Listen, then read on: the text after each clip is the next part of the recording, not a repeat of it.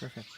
So the first thing I would like to make is like, could you explain how it works in practice? Because when we tell our customers, like, you buy this donation package, you buy a tree, then after 5 years you get the first.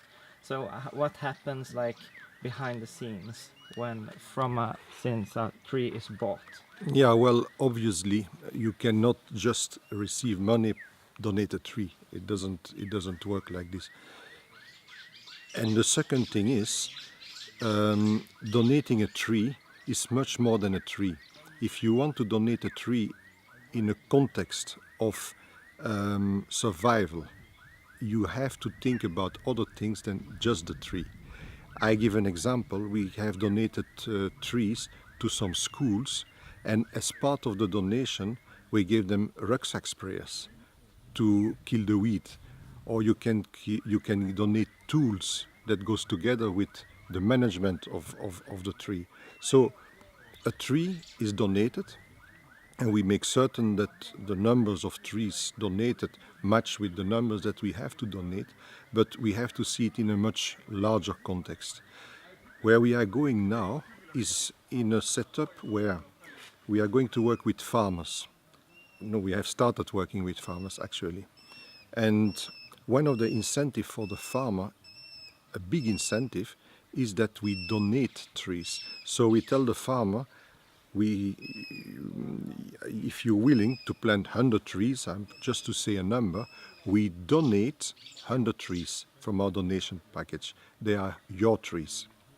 You will get all the benefit. And on top, due to the fact that we are in the area and that our processing will be here in Kenya, not in any place else, we provide the market. We tell the farmer when at the time will be ripe to harvest our trees, if you're still willing, and we suppose he doesn't have any reasons not to, we buy his trees back also, and they go together to the processing.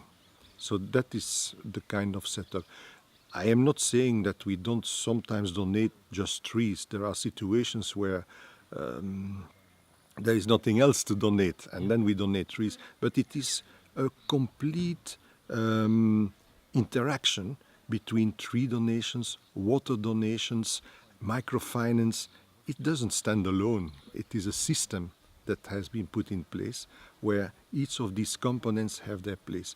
What we have done, and that is very important, we have separated within Better Globe Forestry the part that is really the business part, the one that have to take care of the return on the investment, and the donation part. We have created Better Globe Forestry Foundation so that there is clear accountability, separation between the human side and the social side and the commercial side, and also the income streams can be managed in another way because they are two different things. Can you tell me something more about the system? You describe it's more the different parts. If you would give the big picture, how does Yes. it work? Yeah, well, we are specialized in dryland afforestation. That is where we really want to be. And there are reasons for that, because dryland afforestation and the vision of Better Globe in general, of poverty eradication, they are together. It is in the drylands that the biggest amount of poor people can be found. Now, we start from zero. Most of these people, they are in fact under zero. They are really suffering.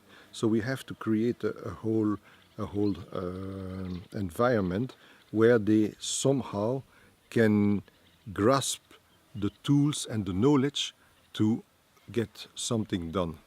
Now, water is not only water.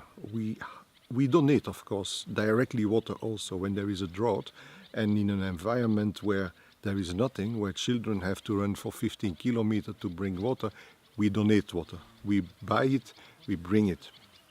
But the reality is what we want to do is going into water management, where people are taught and where we help them with money to create ditches, to do roof catchments, to collect the water, to manage the water. All these things have a cost, and the money that we get from the water donation, we calculate, we said, okay, if we buy a water tank, in the lifetime of a water tank, how many units of water are we giving to the people due to the fact that now there is a roof catchment? That's an example.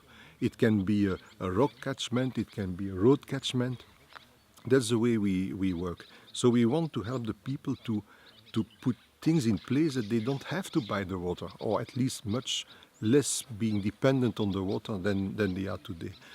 We, for example, also give the seedlings away, the donation seedlings, with soil conditioner. Soil conditioner is a powder that can absorb about 10 times its volume and that keeps the water near the roots for a very long time. And every time it rains for several times, every time it swells, it goes down. So that's water. That's water management. That comes from water donation. You understand? So the relationship between tree donations, water donation, and then the microfinance that is helping the farmer to buy the inputs, to buy whatever is necessary to create an agroforestry system. Because we are specialized in trees, but the farmer, the trees, they will mature and they will bring money in 8-9 years if there is a thinning, longer if we go to the full maturity of a tree.